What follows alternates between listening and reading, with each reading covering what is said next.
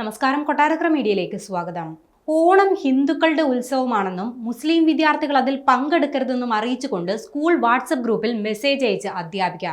പിന്നാലെ ഓണാഘോഷത്തിനെതിരായ വർഗീയ പരാമർശത്തിൽ അധ്യാപികയ്ക്കെതിരെ കുന്നംകുളം പോലീസ് കേസെടുത്തു. പെരുമ്പിലാവ് കല്ലുംപുറം സിറാജുൽ ഉലൂം സ്കൂളിലെ അധ്യാപിക ഖദീജയ്ക്കെതിരെയാണ് കേസെടുത്തത്. മതസ്പർദ്ധ വളർത്തൽ ഉൾപ്പെടെയുള്ള വകുപ്പുകൾ ചുമത്തിയാണ് കേസെടുത്തിരിക്കുന്നത്. ഡിവൈഎഫ്ഐ നേതാവ് നൽകിയ പരാതിയുടെ അടിസ്ഥാനത്തിലാണ് പോലീസ് കേസെടുത്തത്. ഓണം ഇതര മതസ്ഥരുടെ ആഘോഷമാണെന്നും മുസ്ലിങ്ങൾ അതിൽ പങ്കാളികളാകരുതെന്നും ആവശ്യപ്പെട്ടാണ് അധ്യാപിക രക്ഷിതാക്കൾക്ക് ശബ്ദ സന്ദേശം അയച്ചത്. കഴിഞ്ഞ വർഷത്തെ പോലെ ഇത്തവണ ഓണം ആഘോഷിക്കേണ്ടതില്ല.